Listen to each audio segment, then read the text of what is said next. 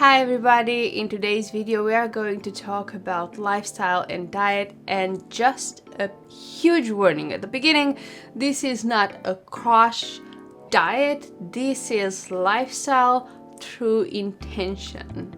My starch intolerance led me to live a life close to what Dr. Now from My 600 Pounds Lifestyles recommends to his patients, and I'm going to debunk it for you.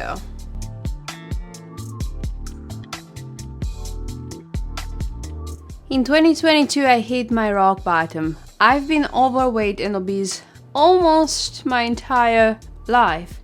But in 2022, I reached my heaviest, and that was 242 pounds. And I was at my worst physically, mentally, and otherwise. I had PCOS so severe that for my pain during the periods, I was recommended opioids. And then I had allergies, I had autoimmune markers showing up but without any other symptom of an autoimmune. During my pregnancy, I had diabetes and I had also autoimmune thyroid. And then what else? I was struggling a lot with alcohol, with food, with smoking. I was sleeping here and there.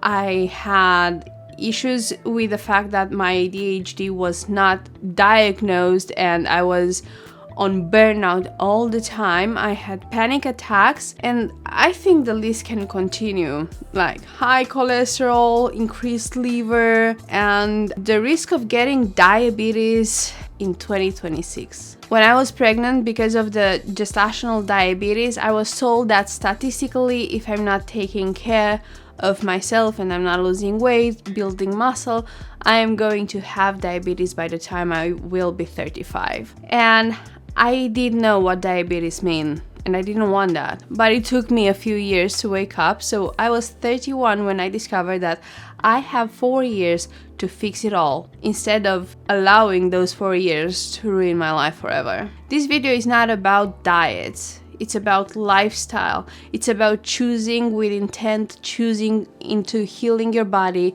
your mind, your soul, your gut as well. Healing is unsexy. Healing is not for Instagram. Healing actually, I really feel this, doesn't have hashtags. Before we dive any deeper, let me introduce you to 2 affiliate programs that help support this channel. I have been using these products for a lot of time now, and I want to share that with you.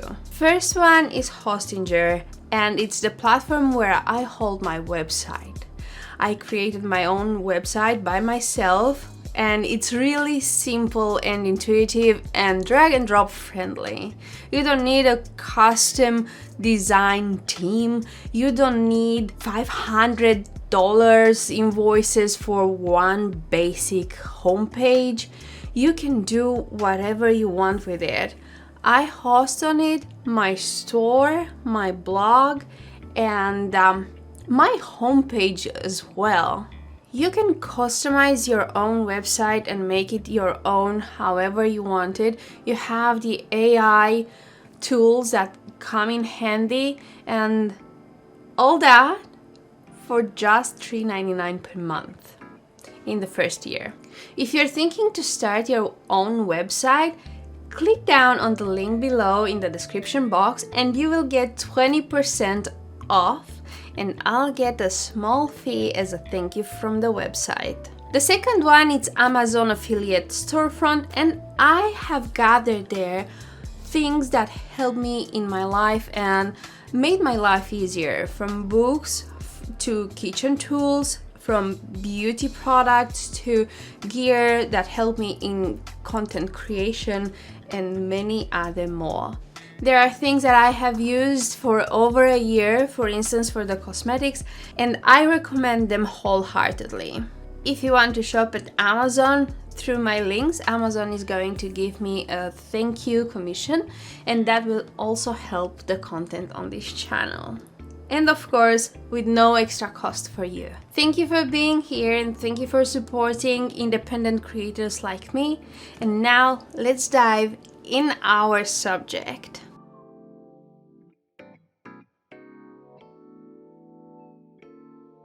Growing up in a volatile environment, it's really difficult, especially when there is also a volatile relationship with food. My father lived in a household in which his mom was so frugal that her food was absolute crap. I remember myself being 3 or 4 and saying I don't want to go to spend the weekend with her because her food was stingy and actually was rotten because she was using ingredients that other people would throw away just because they were cheaper or even free. So my father decided that when he will have kids, he promised to himself that his kids will not starve.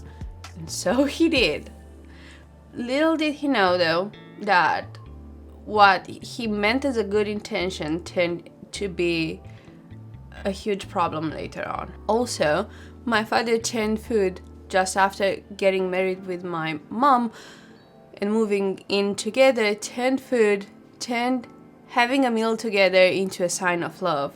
And my mother was used to have early dinners because she was used to run and she was used to be athletic and slim, and she would have early dinners, but my father would come from work and say, hey, if you are not eating with me, somehow it means to me that you don't love me. So she would sit and have a second dinner with him, and soon enough, obviously she gained weight. My father gained weight as well because all of a sudden he was eating, and he was eating for the past years in which he didn't as well. So they gained weight really, really fast. But somehow that also soothed my father's fears of losing mom, which meant that her gaining weight became less attractive to other men because, at least here in Romania, the attractive woman was very slim, and my mom was way out of that league. And actually, why do I say here in Romania? In the 90s, it was a heroin chic kind of look. So yeah, everywhere was that. So the fatties were not in. Now, I recall times in which my meal, even though I was 7, 8, or 9, was as big as my father's, and it would be a terrible, terrible mistake to not eat it all, because there were also kids in Africa who were starving, and I remember not making sense of it, and now I find it even funnier that this thing is actually international. It's like entire generations ate for the kids in Africa. It's mind-blowing. Now, with the volatile environment, I did make peace faster than with the food because I understood that my parents came from environments even more fiery than volatile. And somehow it's a miracle that they didn't create a bigger damage than they did, but they played with the cards that they were dealt, and they were not very good. So understanding that also gives you peace, because unless there is a sociopath or psychopath or whatever kind of these kind of paths, I don't believe that there is a person in this world who's going to make a child thinking, I am going to mess this kid up so hard. Everybody has good intentions. Not everybody manifests them, and not everybody knows how to deal with it. Not everybody has the vocabulary, and not everybody has the guts to ask for new cards from the dealer.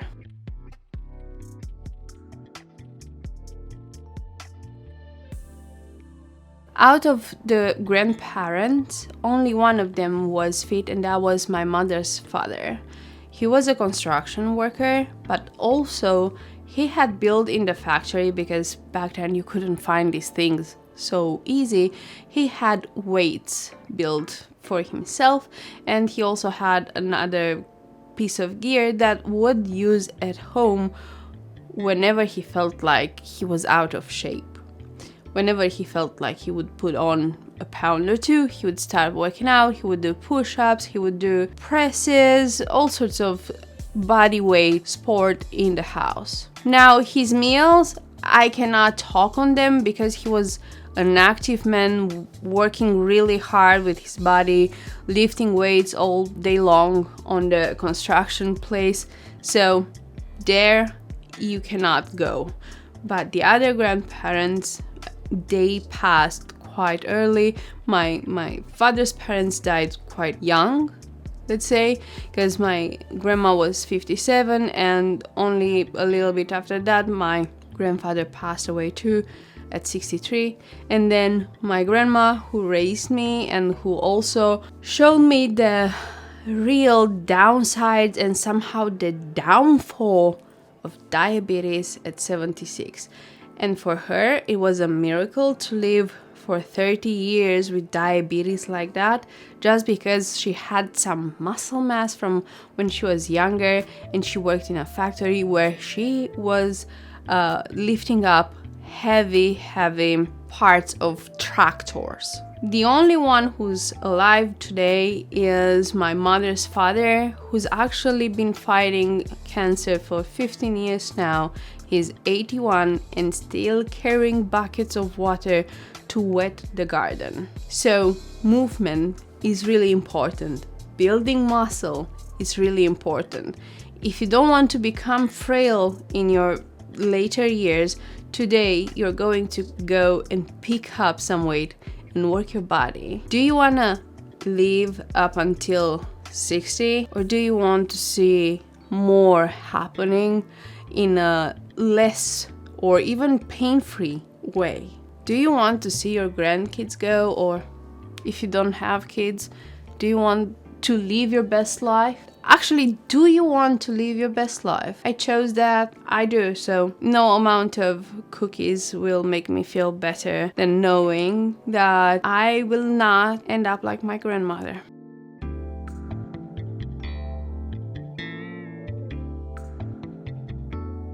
In my book, Unsexy Healing Without Hashtags, I speak about my relationship with food and how it developed from being big portions. And also there was another thing. As a child, I was fainting a lot and they didn't know what was going on. They took me to plenty of doctors. They thought that might be something neurological, or they actually didn't have an answer. And eventually my mother found a doctor who looked through my eye. I don't even know the name of that kind of doctor, but that doctor told her that I was actually getting into hypoglycemic crisis and hypocalcemic crisis whenever I was feeling hungry. So somehow I was not allowed to be hungry as a child. So whenever I would say, hey, I'm just people would be shoving food down my throat. Also, because I was not allowed sweets, I was craving them. And I remember once I received some coins, the chocolate coins, and I wanted one. And my father overreacted so bad. We were in an elevator. He smacked the coins out of my hand and said, you have home a big plate of homemade chocolate. I'll let you eat that, and then the D word. I turned some of the food into taboos. And when you understand that something is taboo, you find even greater pleasure into it. And that can become really dangerous. We didn't have plenty of sweets in the house, so I didn't risk getting into crisis, like a diabetes coma or something. But knowing that I am not allowed to be hungry also triggered plenty of other messed up patterns with food, such as I would eat out of comfort, I would eat out of boredom, I would eat all the time. And I just released some merch, and in one of them it said, your feelings cold, they were in the fries. And that is because when I grew enough to be able to make my own food, I'd be eating fries just to soothe myself, not allow myself to feel the loneliness, the boredom, the hardship, the happiness. And even at 11 at night, I would make myself a big plate like this, like 7-8 potatoes. I would fry them and I would eat them and then think, it's not gonna be a big difference. It's just one portion of fries, even though it might have been 4 portions of fries in one plate.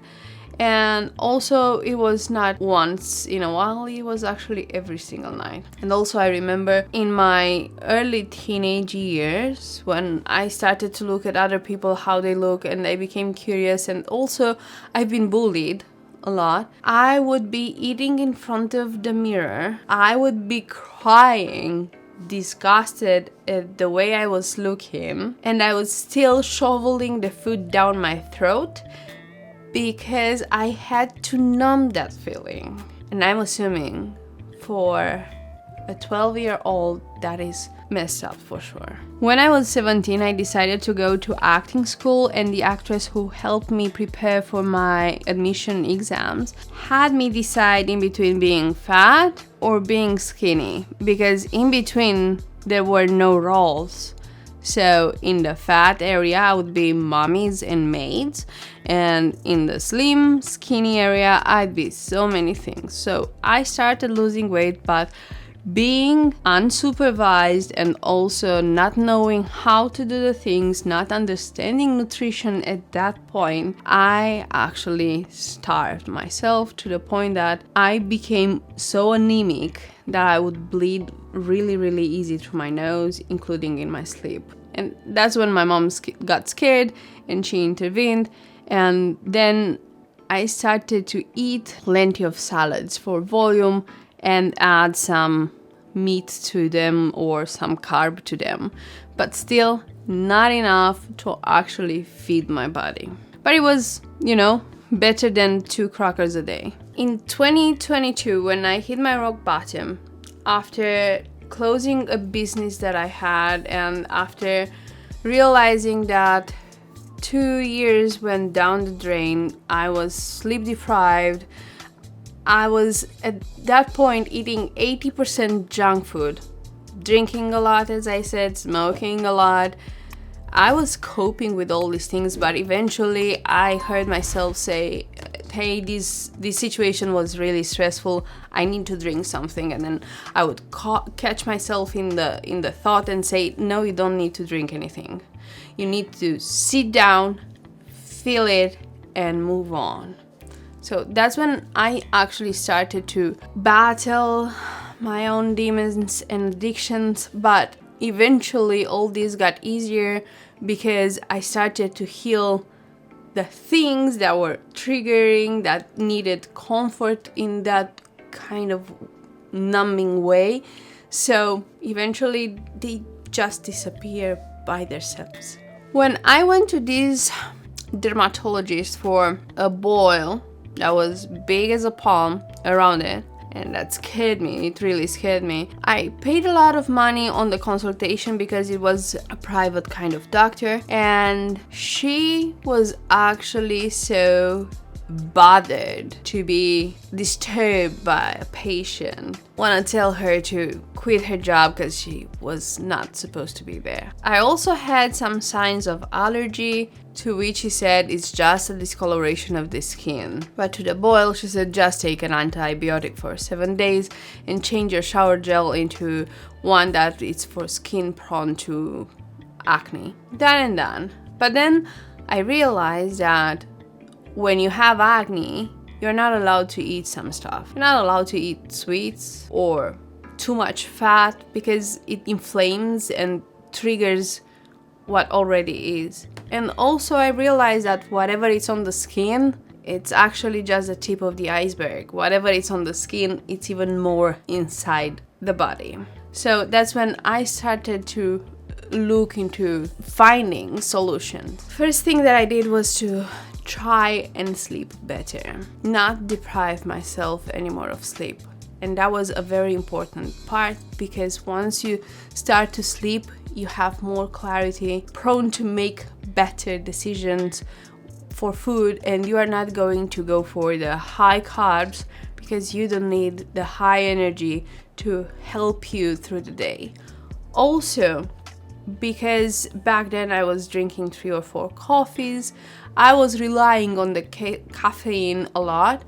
But now I am drinking 1 coffee a day, and sometimes I'm not even finishing it.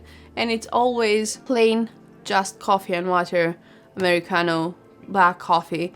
It's perfect, and I like its bitterness, and it's delicious. After I started my process, one of my coworkers decided she wants to go on a diet. And now when I look back on the files, even though in the beginning it didn't seem like a crash diet to me, now understanding what I know about nutrition, yes, it was a crash diet. Some of the days were around 600 calories and some of the days were around 800 calories. And obviously with that little amount, you are losing a lot of weight very, very fast, but there is also the danger of gaining it really fast because you do not understand what calories are and what is intake and output. And then when you stop it and you go back to your normal eating, you're going to gain it really fast, really hard.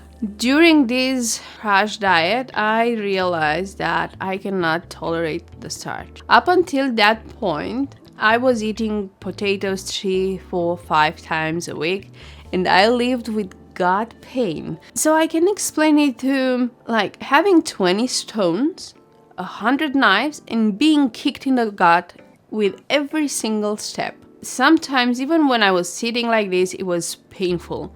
And I didn't even know any other way. I thought it was normal. Like, I didn't even think to ask other people, hey, does your belly hurt? I was bloated all the time. I was inflamed all the time. Heavy hands, heavy legs, puffy, really puffy eyes, puffy face. And not just being fat, but like inflammation. And then the allergies and the boils and the fatigue and all together. But in the first 2 weeks of this diet, we didn't have starches. So in the second week, when we were allowed 75 grams of potatoes, which are 3 potatoes like this, half a fish, half a trout, and I think it was a legume like a cucumber or something. In that afternoon, my gut hurt so hard that I was able to pinpoint it was the potatoes. And then eventually I tried again potatoes and they hurt again like that. And I had an aha moment just thinking that I didn't know how life pain-free was. And it was so relieving. Like when you live with this kind of pain for so long, you don't even know that there can be any other way. So when I realized that potatoes are harming me, then I tried with beans, then I tried with chickpeas. I actually came to the conclusion that I cannot tolerate legumes. But then I discovered that even cereals were doing the same thing, but on a lesser level, but still not being able to tolerate them. And they would give me itches and stuff like that. That's when I actually understood that I should stop eating starch and I should find a way to eat. And that's how after hundreds of hours of listening to doctors speak about nutrition, gut, and the relationship in between the gut and the brain and the parasympathetic nervous system and the vagus nerve and so on, I came to understand that I cannot tolerate starch. And this is how I actually got to Doctors Now approach.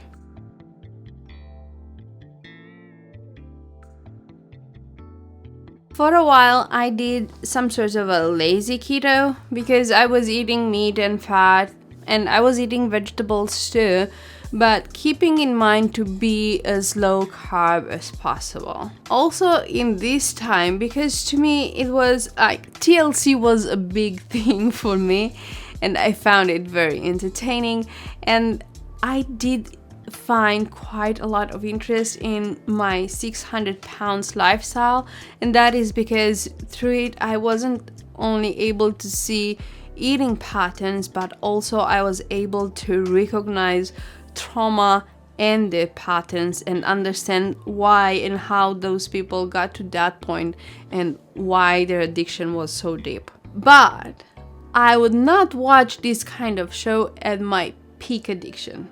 I wouldn't have been able to do that because that would actually have mirrored some of my experience, some of my feelings, and it would actually show me a future me if I wouldn't stop, and I wouldn't have wanted to face that. It's really hard to see where you can end up not being careful, not having love for yourself, and not healing your trauma. And when you refuse to see that, it's actually a protection mechanism. So I was protecting myself and not watching them. But as I started losing weight and as I started being more aware of my new habits and how they improved and stuff like that, I started watching it. And also I paid attention to what Dr. Now was saying to his patients, and I became curious about his 1200 calories diet, high protein, low carb. This is the theme. This is what he says to everybody. So as I said, for a while I did this lazy keto and it worked up until a point. Also, I reached 180 pounds and I kept it around that for 2 years while battling my addictions. Battling in between quotes, because eventually becoming aware of their patterns and how they were triggered, I managed to stop them until I didn't need the coping anymore. I quit smoking, and after that I did gain 10 pounds in 8 months, but I knew that will come from the new way of body absorbing nutrition. And because in the past I stopped another time smoking, and I knew that back then I gained 20 pounds in 1.5 months, something like that. I knew how to control it. I knew it's going to increase a little bit, but at least I stopped it from ballooning up, and then I lost it again. I also stopped smoking, and I also stopped impulsive shopping, which was a great deal as well, because when I didn't have any other way in which to make myself happy, I would go in a shopping spree and then I would feel empty because the adrenaline and the dopamine would be gone really, really fast, right? But something interesting happened when I realized that, okay, I got up until this point with lazy keto and I didn't seem to go any lower than this. I realized that I have to look into the calories in and calories out kind of discussion. And while I was eyeballing some of the stuff, I became very aware of what 5 milliliters of oil mean and what 10 milliliters of oil mean. And then what's the protein amount that you need and what calories do you need and stuff like that. And what's the BMR, what's the TDEE and all of this, right? I started to learn all about that, and because I am a student, I always like to learn something new. I dove deep in that and I gathered plenty of interesting facts. But that for another time. Anyway, I realized that if you are going on high protein, low carb, sometimes it can be really, really difficult to reach the 1200 calories.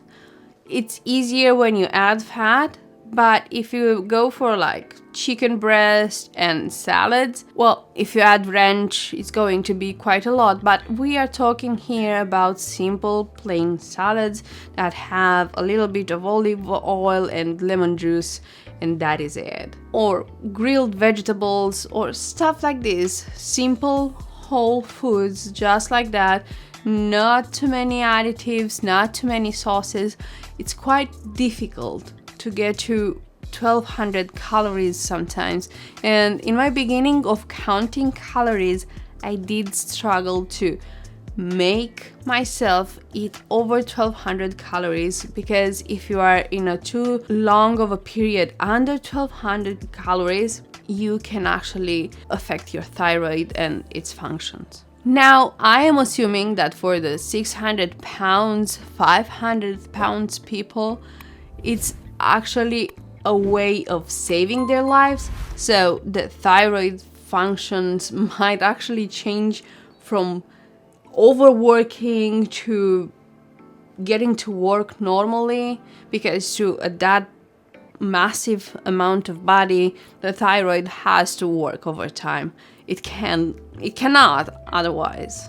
But I understood that under eating protein is a thing, and I don't want to lose muscle mass. I actually want to build it, so I'm going to the gym 5 times a week and I'm weight training. And honestly, even in the days in which I don't want to do it, I still do it. I show up, and I'm telling to the ADHD that I'm like, dude, I win today. It's not you who wins today. So yeah, getting your head straight around meals is really important. Getting your head straight around body movement, it's really important.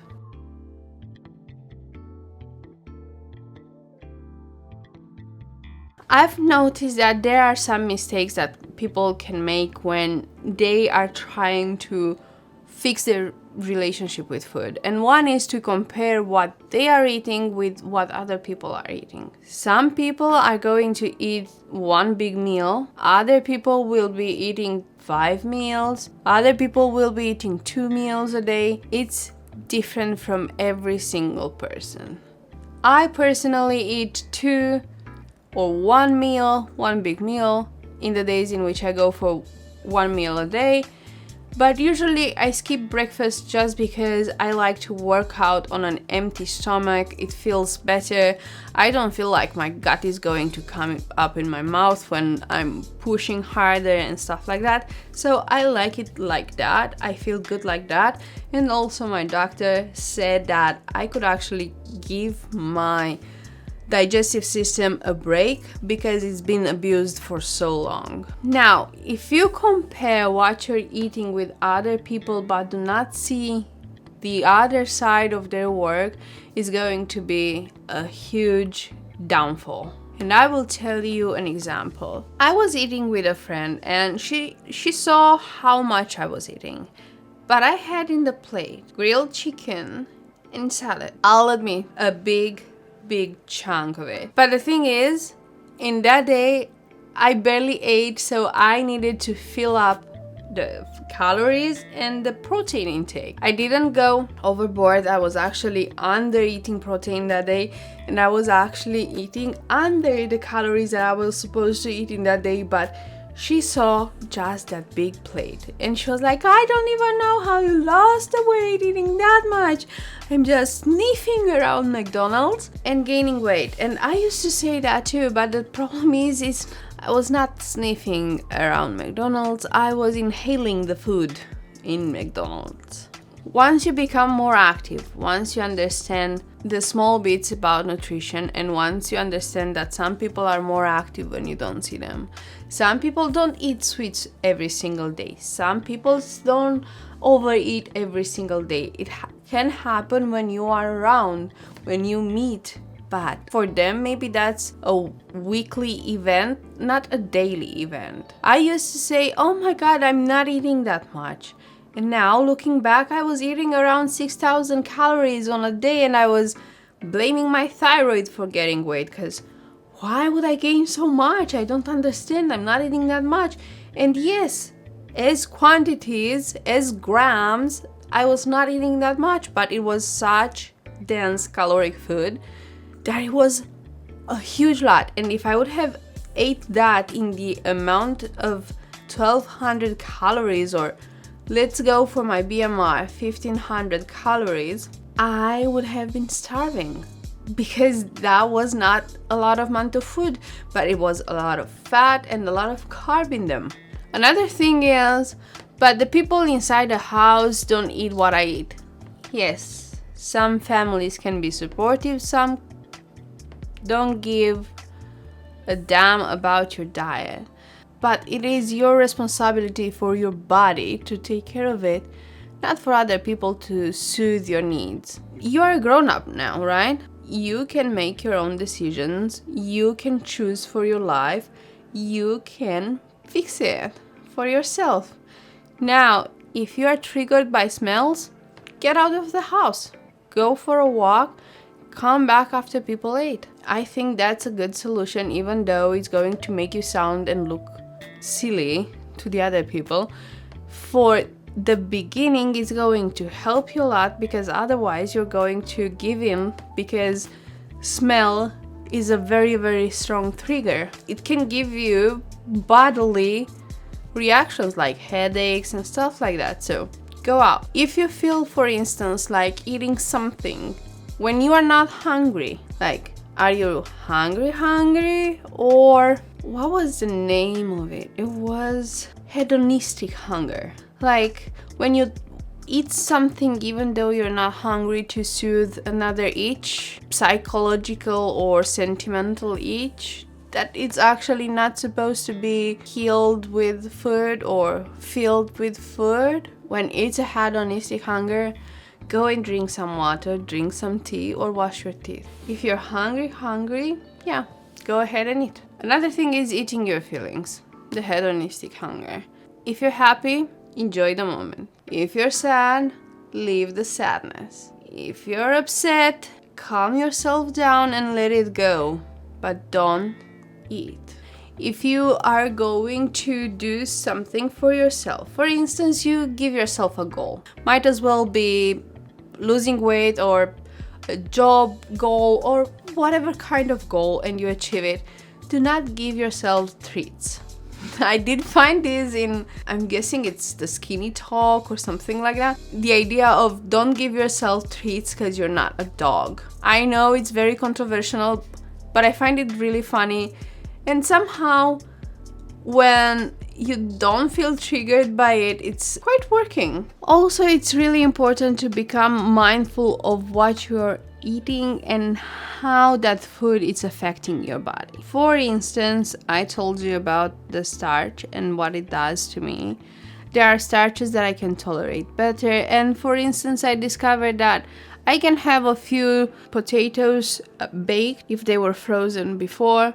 I can have here and there some rice, or here and there I will make a homemade pizza, but I know for sure that the next day my legs will be heavy, they will be inflamed, my eyes will be puffier, my hands will not close completely, and I will be really, really hungry. When I eat meat in the evening, a good portion of protein and some veggies, the next day I can actually not feel hunger even for, like, I will have a fasting window for 16 hours without any issue. Pay attention to the ingredients that you're using. Are they giving you heartburn? Do they make you bloat? Do they give you pain in the gut? Do they give you mind fog?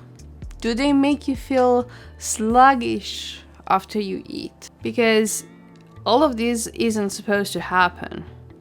It might be a sugar crash. It might be a sugar rush. It might be plenty of things, but these are not normal. You are supposed to feel normal after you're eating, not heavy and sleepy.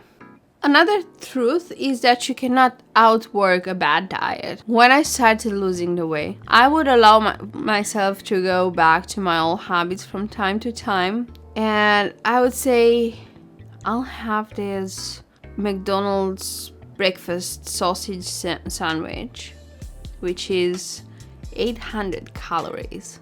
Today, I ate 800 calories in a meal. That was a huge plate, not a sandwich like this. A huge plate that will keep me full for hours. I actually don't know how I'm going to eat dinner. And I'd say I'll eat that, and then I'll have the rest of the day in the meals already planned, and I'll be walking all day. The truth is, I was never walking all day, and to walk away 800 calories, you need to walk around 35,000 steps. And that would take, I'm assuming, somewhere in between 5 to 8 hours. You know, shorter legs, longer legs, stuff like that.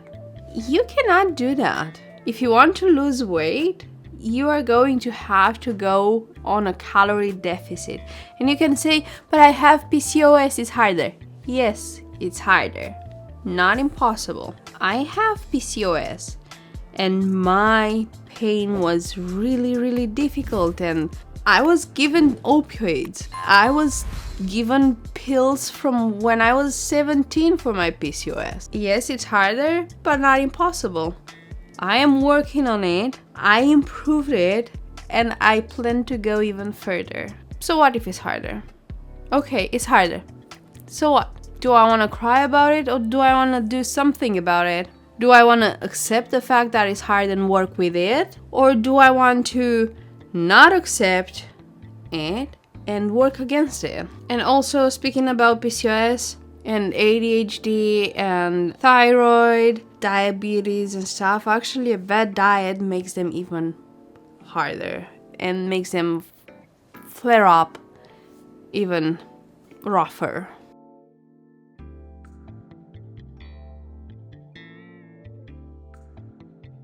Back in the day, we used to have a class that was similar to home ec, and actually that's why my other cooking vlog is called home ec. We had this class in which girls were educated on how to cook and how to do useful things around the house, and boys were educated to work with tools and stuff like that.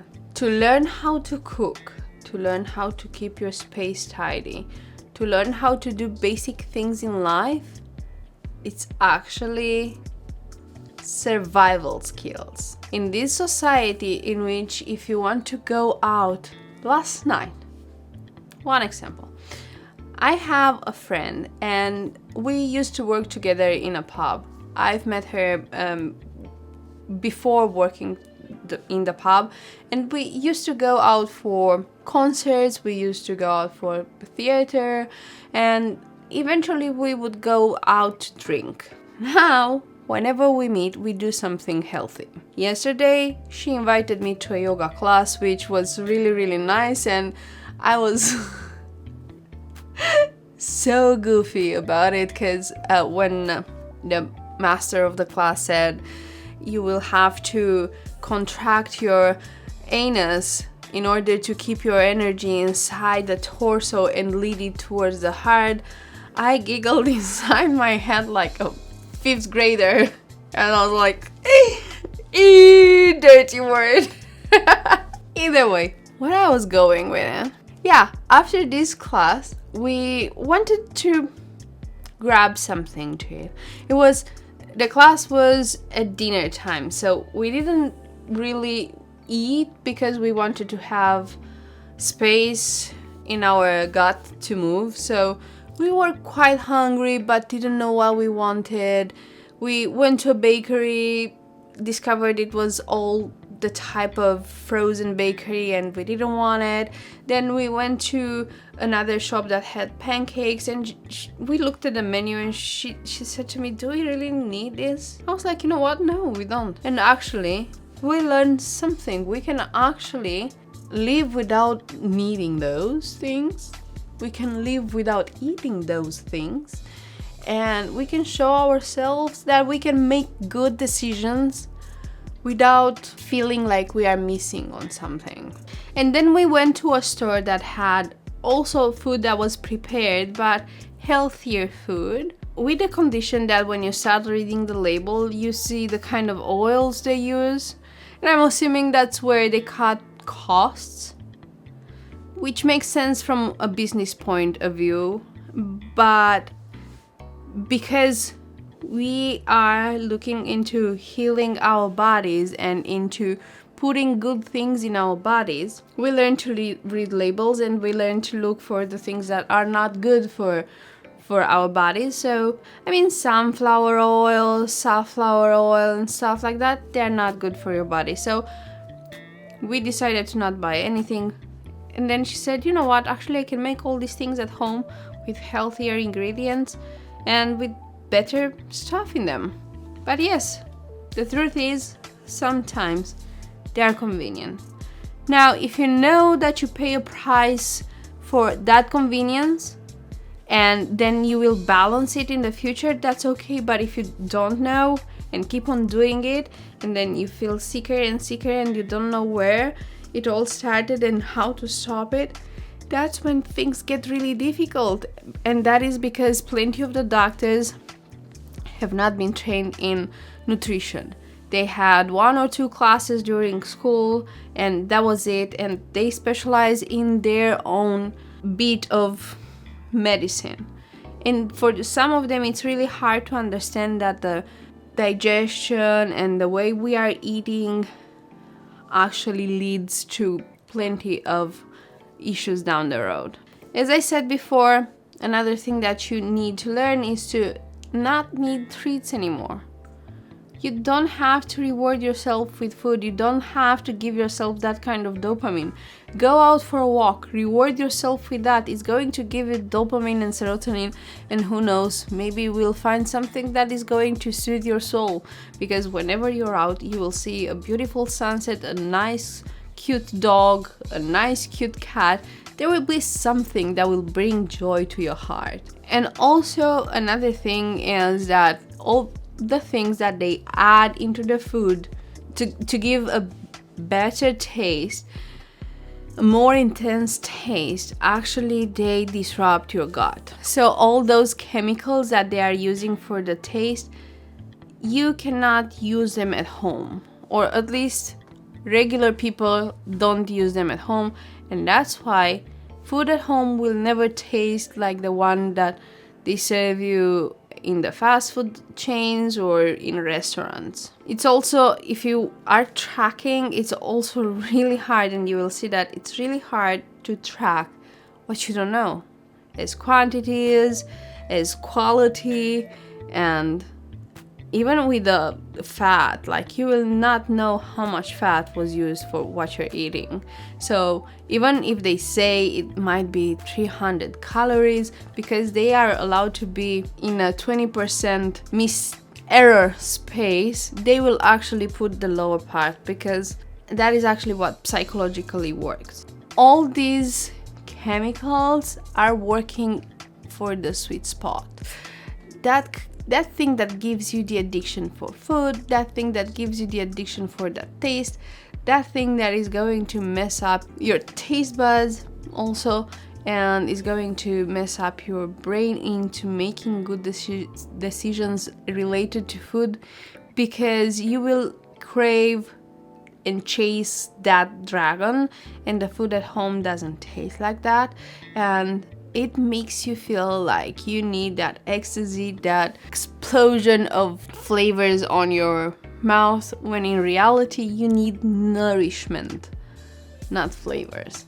Of course, food can be delicious, food can be very flavorful, but once you learn to tame your taste buds to actually be able to taste the whole foods, you will notice that you will not enjoy the taste of fast food or of ultra processed food anymore. It takes time. It's not something that happens in a week or two.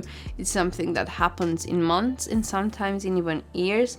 But you will realize that once you start to eat at least 80% of what you're eating out of whole foods, of course you can cook them at home. Once you eat 80% whole foods, you will realize that those 20% in which you are eating out or eating something that you want, not crave, that you want, it's going to feel and hit different. Like the sweets, you will feel actually your insulin going up because you are going to feel dizzy. So be mindful of what you're eating and how you're eating. In my book Unsexy Healing Without Hashtags, I wrote about my relationship with food, and also I wrote some stories that will tell you about insulin and how it works, will tell you about the macronutrients and how they work in the body through some cute little stories that I found really interesting. Healing the relationship with food was one of the things that was the hardest to do because it's everywhere. Whenever you go on the streets, you will feel a smell that's going to trigger. And I remember that in the summer, I passed by a place with plenty of fast food, and I was fasting. In 5 minutes after passing that place, I was having headaches, and also I was having this severe hunger just from the smell of it. And because all these fast foods were selling stuff that I wasn't able to eat, I had to suck it up and move further and get to a store in which I was able to get something that would work with my body. But to get to this point in which you understand what works with you and what's worth you or not, I see, for instance, calories as a budget. Do I want to spend 1,000 of my calories on a sandwich that is going to keep me full for 2 hours? No, but I can spend those 1,000 calories on one meal that is going to keep me full for 18 hours, and that is okay. Don't be afraid of big hefty meals if they are healthy. But these things you need to learn by yourself. And I have a few techniques that can help you in my book.